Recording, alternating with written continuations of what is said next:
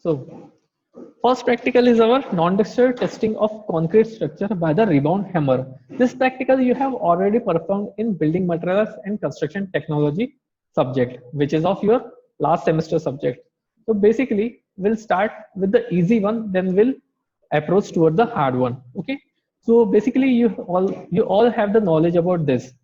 Okay. So I'm just pausing this, and I'm going to ask some question regarding it. So.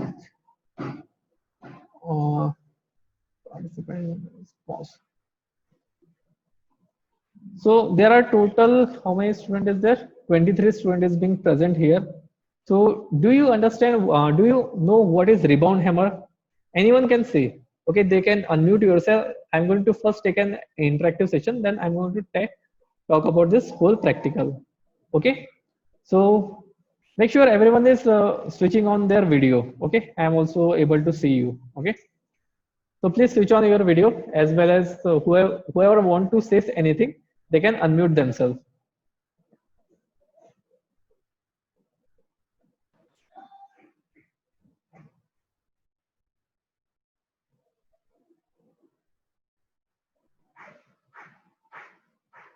Anything Non-destructive else? testing The of elastic concrete. properties. You're not audible. Hello. Yes, say. So elastic properties of a concrete block Last, and compressive strength. yeah, not exactly the elastic property. We basically calculate the compressive strength of it. And also we see whether the surface is smooth, or we also use to compare two different cubes for this. Okay. Anything else? So everyone has performed that No, sir. practical. I'm going to get into it. Nobody has performed that practical. Have you seen the instrument? How does it look like? No. No. Okay, I will just start sharing the screen, and I am going to tell you each and everything about the non-destructive method, that is the rebound hammer. Okay, you can switch off the video if you want to. Okay. Yes, sir.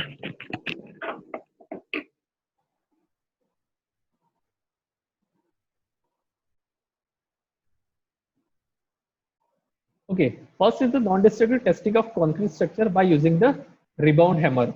So in this, these are the list of experiments which we are going to perform. Okay, so first one is our non-destructive test using the rebound hammer. So first aim, what is our aim? To assess the likely compressive strength of concrete with the rebound hammer. So what we have to do, we have to use the rebound hammer to assess the strength of concrete. Now, whenever we talk about the strength of concrete, what we are concerned about? We are concerned about the compressive strength. Are we concerned about the, just wait.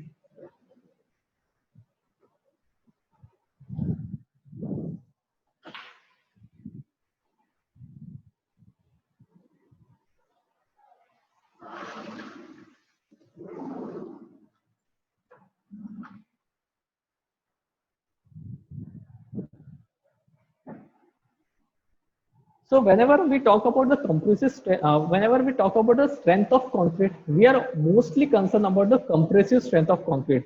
Why the compressive strength? Because the tensile strength of the concrete is so less as compared to the compressive strength. So whenever we talk about the concrete is good in compression and not in tension.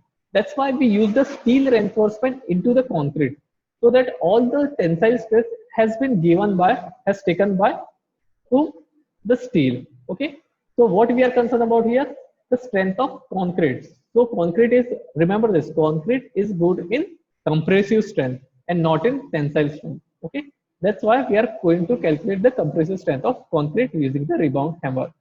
Next is apparatus required is rebound hammer, then abrasive stone and instrument guide. Okay, you already have seen, I'm just going to show you how. Okay, so this is how rebound hammer looks like. Okay, there is one plunge, and this is the housing, and here is one scale, and this scale comprises of some number, and this number is nothing but rebound number. Okay, Next is abrasive stone. Now, what is abrasive stone? Basically, abrasive stone is used to to clean the surface. If the surface is not smooth, then first what we have to do? First, we have to clean the surface.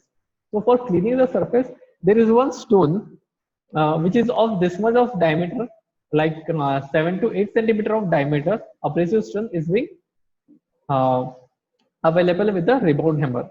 And last one is the instrument guide. So what is the use of this instrument guide? Instrument guide has given some graphs.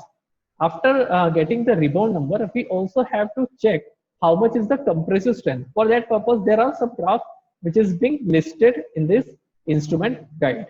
Okay, these are the apparatus which is required to calculate the strength. Next, reference IS. Now, which IS code we have to use? IS 13311 part 2 1992. This IS code we have to use for calculating the rebound hammer, for calculating the compressive strength using the rebound hammer. Okay, remember this 13311 part 2. Part 1 is for different one, and the year is 1992. Remember this IS code. In this IS code, whole procedure has given to you, how to use it, what are the apparatus being used, how to do the calculations, and each and everything has been given in this IS code. If you just write this IS code on Google, IS 13311 part 2 1992, then you are going to get the PDF of this IS code. Okay, if you want to, you can Google it later on. Next is objective of rebound hammer test. Now, what is the objective of rebound hammer test? Why we are doing this? First, as per the Indian Standard Code IS 13311-2. Now, whenever there is anything bracket written and 2 is written or 3 is written, it is nothing but its part. This one is the part 2 1992. The rebound hammer test have the following objectives. First, to determine the compressive strength of concrete by relating the rebound index and compressive strength. So what is the first and prime importance of using the rebound hammer is to determine its compressive strength. Next is to assess the uniformity of concrete. We can also check whether the concrete is uniform or not. Next, to assess the quality of concrete based on the standard specification.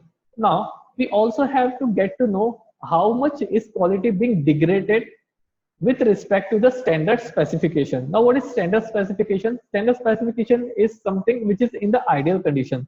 Okay, whenever we do the practicals, we always consider some ideal condition and we try to incline towards that ideal condition. But in real life, are we able to incline towards the ideal condition? No, but we try to, so that everything will become perfect. Okay, so that's what it is, to check, to assess the quality of concrete with respect to ideal condition. And last one, to relate one concrete element with other in terms of quality. And it is also used to distinguish between two concrete. Say for example, there is one concrete which has been casted by X student and another concrete block is being casted by Y student. So after using the rebound hammer, we can assess which one has the higher strength, which one has the better quality, and all these things. So we can also use to relate one concrete with the another. Okay, so these are the objectives of rebound hammer test. So this is how rebound hammer is look like. And whenever we have to test this rebound hammer, we have to hold in this position. First, so left hand to the at the front and the right hand at the bottom, and we have to give the pressure to it using the right hand. Okay. Next is next position. There are the three positions which we can use. First one is vertically downward position. That means this one. Vertically downward means there is one surface and you are pressing in this direction. We are forcing in vertically downward direction. Next is vertical surface and horizontal position. Okay, this one is the horizontal position. The surface is vertical and you are pressing in horizontal direction. And last one is the mirror image of the first one. Okay, in the vertically upward direction. There is some slab over there and you are using in this direction and checking its strength. Now,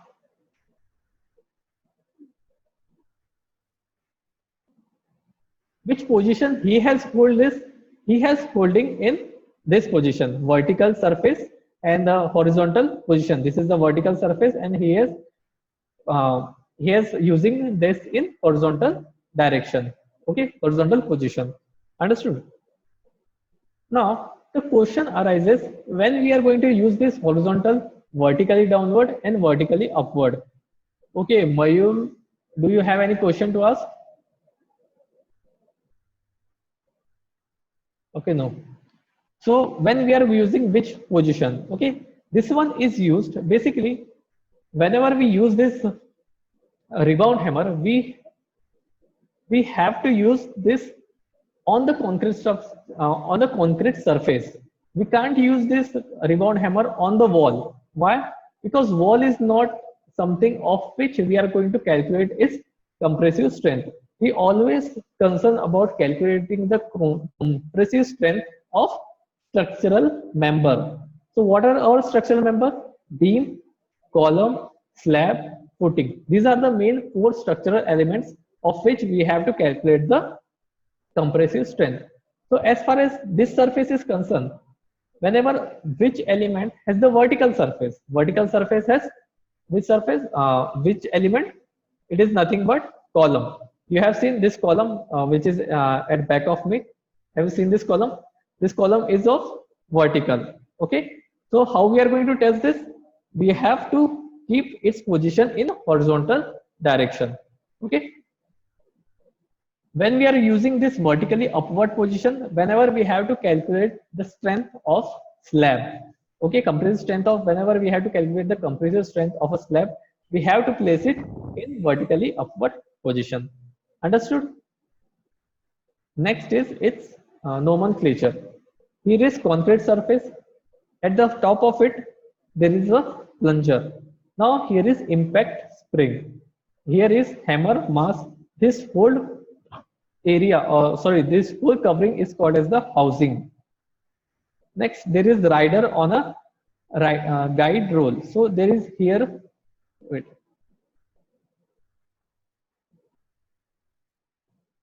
here there is one scale. Okay, how does this scale look like? This one. This scale is at the topmost portion. Okay, over here there is one scale, and there is one rider which is being attached to this hammer mass. Okay, now there is one locking button. Locking button, can we see over here? At the back of it, there is one locking button. Okay, after 10 minutes, we are going to again rejoin it. Okay, remember this. There is one housing. Oh, sorry, what it is? There is one locking button. What is the purpose of locking button? To lock, whenever we are not going to use this rebound hammer, we have to lock it so that no any damage can be happen to this hammer. Okay. Now here is compression spring at the back of it, and there is a release catch, and here is one hammer guide. So this is the nomenclature of whole rebound hammer. Most of the time, this rebound hammer is being asked in the examination. It has been said that draw the rebound hammer and write its nomenclature. So you have to draw this diagram. Okay. So remember this. So what are the main thing? Rebound mass, housing, locking button, and window and scale riding on guide rod, which is being connected to the hammer mass. Remember this. This hammer mass is being connected with this rider on the guide rod. Okay. Next point to be remember in a rebound hammer test. So before using this rebound hammer test, what are the points which you have to understand, which you have to take into consideration? First is the concrete surface should be smooth, clean, and dry. We can't use this rebound hammer on a wet surface.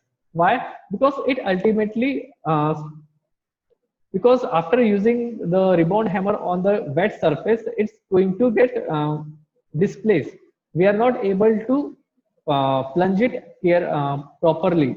So we required it to be dry, smooth, and clean. For smooth and clean purpose, what we do, we are going to use that abrasive, what it is, that abrasive stone which is used for the cleaning purpose. I'm going to show you how does it look like also. Okay, just let me remember how does it look like. So for cleaning purpose, it looks like something like this, and we just have to clean the surface before we are going to use this rebound hammer. Okay, this is the first point you have to remember. Next is any loose particles should be rubbed off from the concrete surface with the grinding stone before the hammer testing. It is the same as that of the previous one. We don't require any kind of loose particle which is being present on it. Okay, the rebound hammer test should not be conducted on the rough surface as a result of incomplete compaction. Whenever we are going to use the same on the rough surface, we are not going to get the actual result. We are going to get the erroneous result. So for that purpose, what we have to do, we have to clean and smooth the surface. Okay. And the last point is the point of impact of the rebound hammer on the concrete surface should be at least 20 mm or 2 centimeter away from the edge or the sharp discontinuity. Now I will just tell you what exactly it is. Say for example, here is one column. Okay, this is column. Now whenever we have to test this, whenever we want to test on this surface, so can we use at this point? No, we can't use at the corner. Whenever, why we are not going to use this at the corner? Because at the corner the strength is comparatively less, and if you are going to hammer at this portion, there might be chances the cement will get removed or some of the concrete particles will get removed. So it's better to use nearly 2 centimeter distance. How much? 2 centimeter, or which is equal to 20 mm. So the distance, this is a column, so distance between these should be, this 20 mm and this 20 mm. So whenever you are going to test, you have to test at this position. Okay, you have to test over here, here, or anywhere at this point, but not at this point. Okay, remember this. How much? 2 centimeter or 20 mm. Remember this 2 point. Okay. Next is so these are the points which one has to remember before using this rebound hammer test. Okay. Next is, first is determination of rebound number. Select the test surface as follow. Concrete number to be tested shall be at least 10 centimeter thick and fixed with inner structure. Small specimen must be rigidly supported. Area exhibiting honeycombing, scaling, or high porosity should be avoided. So, of which we have to calculate the strength. We have to calculate the strength which is comparatively better in quality. We don't require any kind of honeycombing, scaling, or any kind of porosity which is to be present in the concrete. Okay. Next thing, provided surface generally exhibit higher rebound number than the screened or formed finishes. If possible, structural slab should be tested for undesirable underside to avoid the finished surface.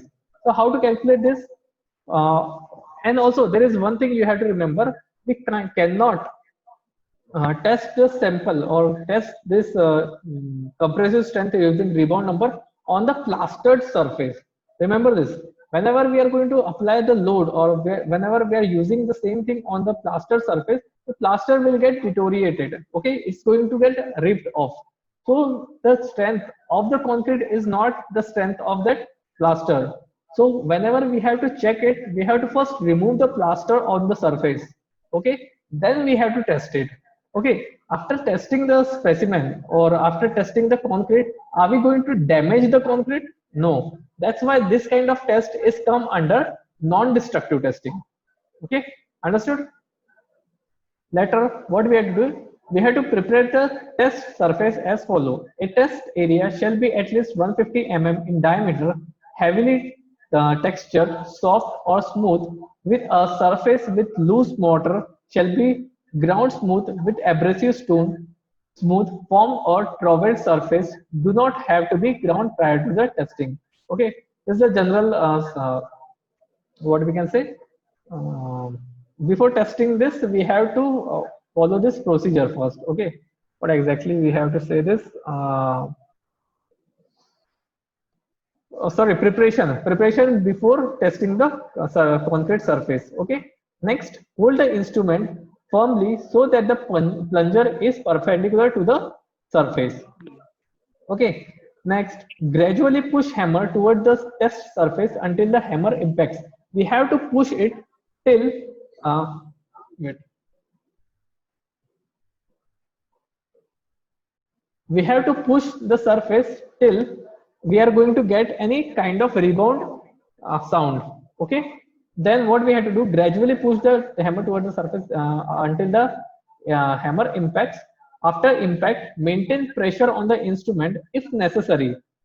Okay, we have to maintain the pressure if necessary and depress the button on the side of instrument to lock the plunger in its retarded position. Okay, now what we have to do, first we have to hold the specimen in this position. Okay, after pushing it on the surface, what we have to do, the the housing sorry, what it is, there's one, a plunger is there present. The plunger is going to move back and then it's going to impact. After impacting it, it's going to show some reading, and to save this reading, what we have to do, we have to press the button.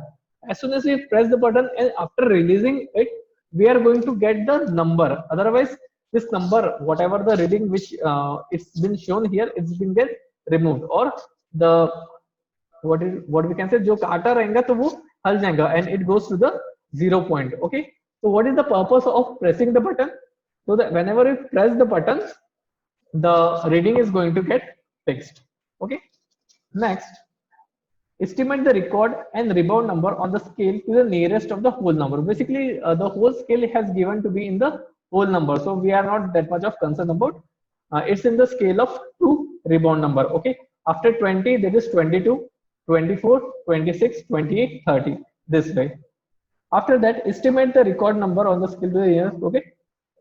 After that, take 20 readings from each test area, no to impact, and if impact crushes or break through a near surface, avoid disregard the reading and take another reading. If we are getting any kind of erroneous result, or if we are getting the reading which is so different than which we have taken, then you have to discard it. That why we have to discard? There might be a possibility what whenever you are taking that particular reading, you might have slipped your hand or might have taken might not using the proper procedure. Okay, say for example, if you have taken the 5 readings and of that 5 readings, 4 of them are near like 20, 22, 21, 24, and the 5th one which has come, it comes out to be 17, or it comes out to be 15 or 16. So you can discard it, that reading. Okay, because this reading is so much far away from our actual readings. Understood? After that, there is observation table. In observation table, you have to write the rebound number. Say for example, I'm just going to you. Here is one area on which we have to test our sample. Say for example, this is a cube. Okay, this is a cube. Then first, what you have to do, you have to mark such things. Okay, and after marking this, what do you have to do? You have to test the reading at this point, this point, this.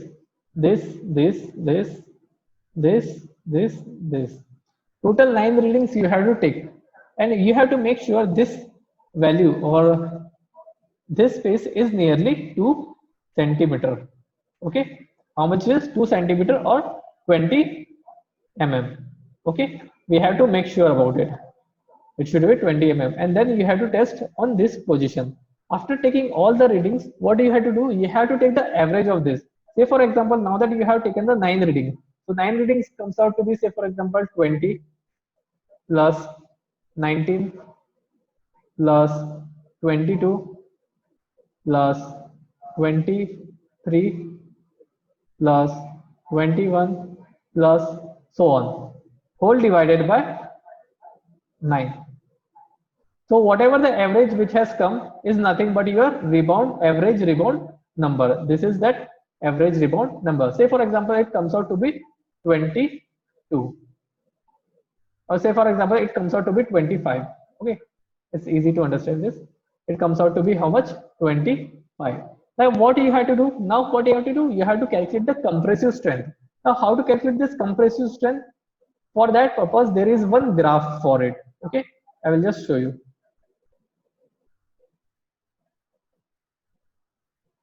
Okay, here the graph is visible to everyone. Okay, now what we have done, we are getting how much rebound number in this axis. This is what x-axis and this is y-axis. In x-axis, how much is our reading? Our readings comes out to be 25. Okay, how much it is? 25 rebound number. And in which position we have held the instrument? In this position. Okay, whenever we are going to test on the column, then we have to hold in this position. Okay, this position is called as the horizontal position. This one is the vertical downward and this one is the vertical upward. Okay, then in this, then what we have to do in A position? Which is the A position for this graph? This line.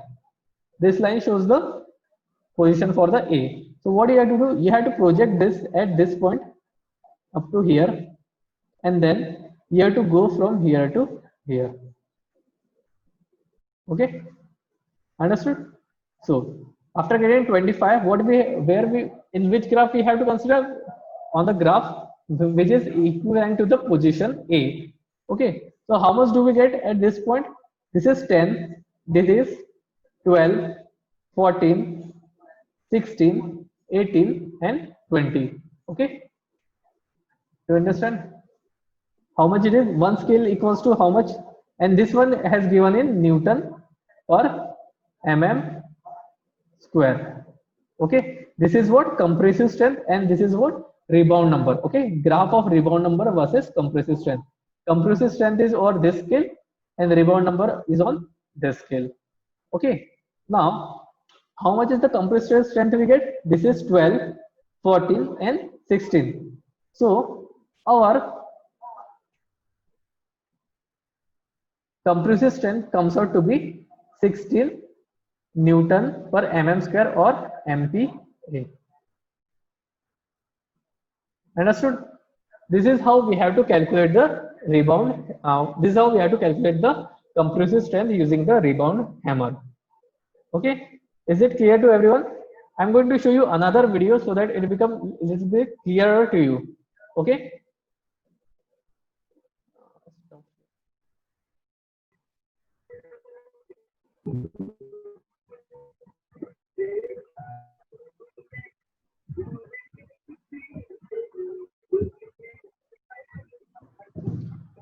Okay, I'm going to explain this what he is saying. Okay. Now,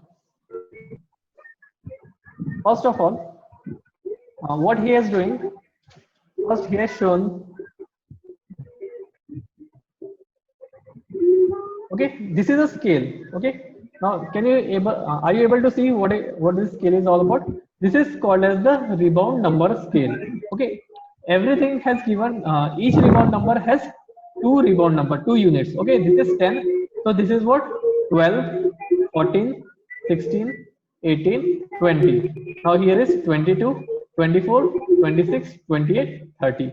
Okay, and this one is the reading. Okay, this one is the scale of which after pressing it, we are going to get this value. Okay, so now just tell me, whenever after using this rebound hammer, if we are going to get this reading, so what will be our reading? So our reading will be 22, 24, 26 and 28. So it is in between 26 and 28. So our rebound number will become 27. Is it clear to you? Just write down in chat box whether yes or no, something, do something. Yeah. It feels like I am lonely saying.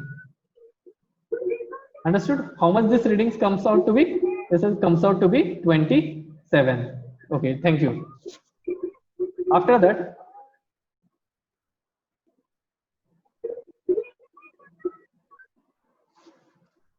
what he is doing, just check in which way he is pressing this rebound. Okay.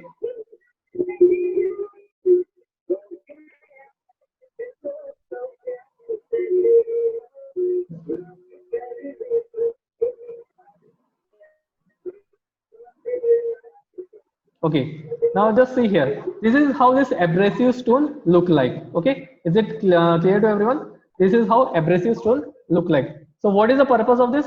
To clean the surface. Now see how he is going to clean the surface. This is the way. Okay, now that he is going to apply the force or checking the concrete on the plaster surface. So this is the wrong way of doing this. I'm just explaining, I'm just showing this video so that you will understand how to use it. Okay, you better not to ever going to use this rebound hammer on the plastered surface. Okay,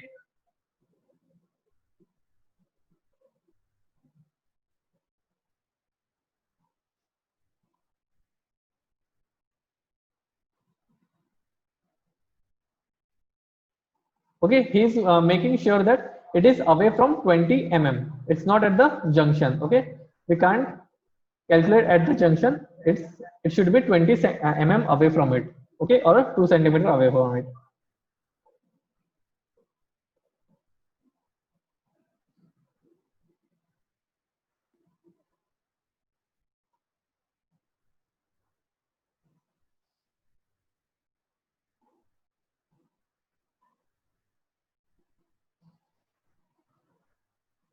Okay, so now see here, this is how this plunger button look like. This button is used for locking the reading. Okay, okay, this is how we have to press it. After pressing it, we have to hold this button. Okay, do you understand? I will just show you again.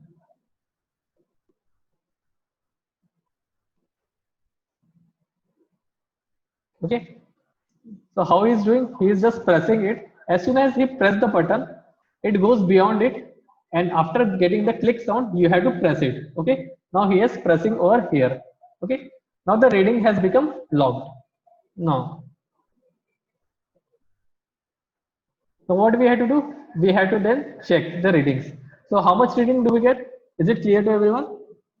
Wait, now it is. Okay, now at this position, this is 20, this is 22, this is 24, and this is 26, and this was the 28. So it is near to the 26. We can say it is in between 25 and 26, and then it's somewhat to be seems like 25.5. So we can consider this as to be the 26. Okay, so this readings comes out to be 26.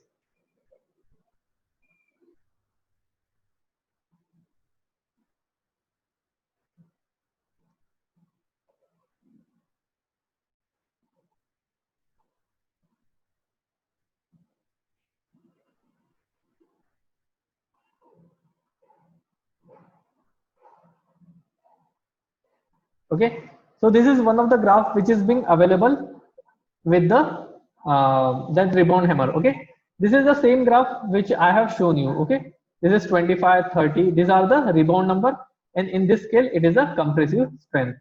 Okay, this is rebound number R, and this is given compressive strength in Newton per mm square. This is vertically upward direction, this is vertically horizontal direction, sorry, horizontal direction, and this one is the upward direction.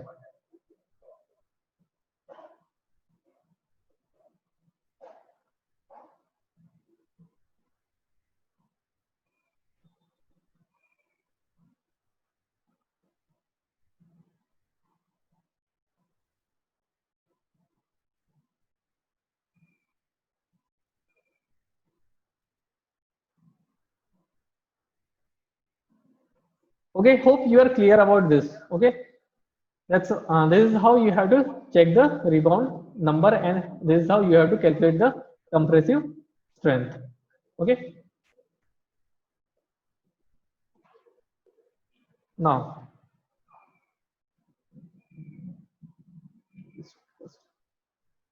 after this, I have told you the procedure, right?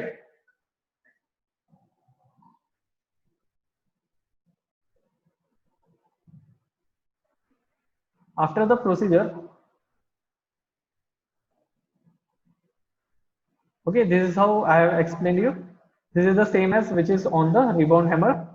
This is rebound number, and this is compressive strength in Newton per mm square. Okay, see here it is written Newton per mm square. This is observation. Then at last we are going to get the compressive strength. And the result will be the compressive strength of the concrete or whatever the surface we have considered is whatever number Newton per mm square. And you know that Newton per mm square is equal to what? Newton per mm square is equal to MPa. Okay, it is the same thing. MPa is megapascal. Next, next is the factor influencing the rebound hammer. Now there are some factors which shows the wrong readings. Okay, first is the type of aggregate. Second is type of cement. Third one is surface and moisture condition of concrete. As I've already stated that we require the surface to be the smooth, clean and dry. So whenever there is moisture is being present, we are going to get the erroneous result.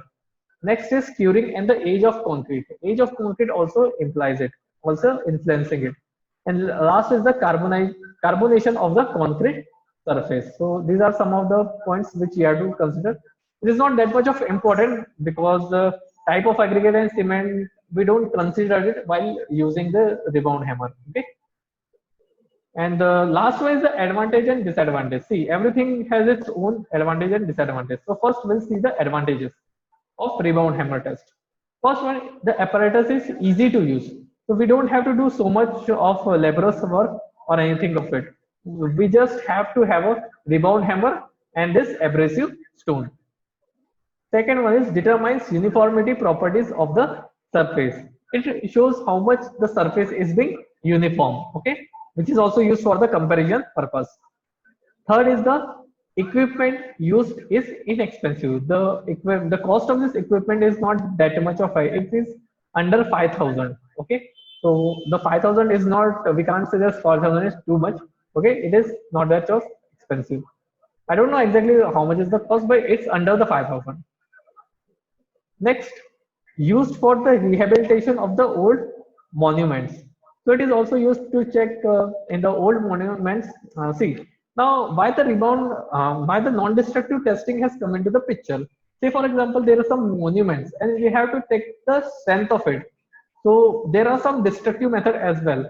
So destructing that particular monuments and taking, calculating how much is the strength of that particular building or element or structure is not acceptable. So that's why we don't have to disturb that particular monuments and have to check it. So we can use this for the monument purpose as it is a non-destructive. So this advantage is applicable for all the non-destructive equipments. Okay. Now see, every coin has its own side. Every coin has its advantages and disadvantages. So there are some of it.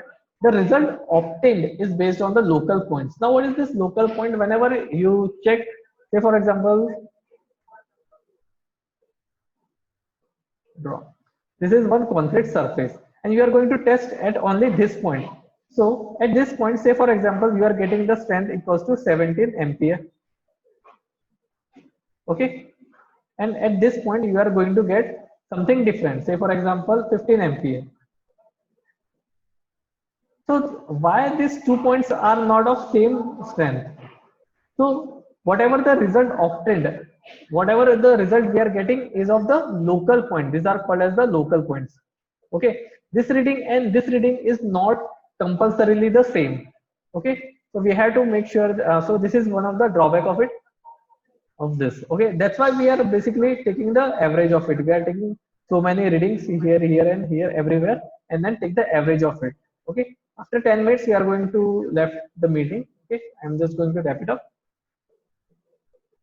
Next is the probe and the spring arrangement will require a regular cleaning and maintenance. We also have to make sure that we have to calibrate it properly and have to have a regular cleaning and maintenance purpose. Okay, it's not like that we are going to use it and after 1 year or 2 years we are again going to use it and they are going to give the exact reading.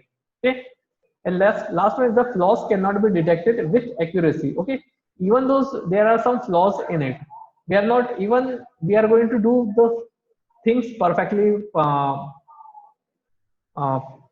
we are going to what we can say we are going to take all the precautions, we are going to take all the measures for it, but still we are going to get the wrong result. Okay, but this wrong result is not too much. Okay, but we can't judge whether the readings are correct or not, but it is somewhat to be the nearer to it. Okay, we can't say that if it is 20 MPa, so whenever we are going to use the same on the compressive testing machine, then we are going to get it 20 MPa. We might get 17, 16, or might comes to the 20, 21 also. Okay, so these are the drawbacks of it. Okay,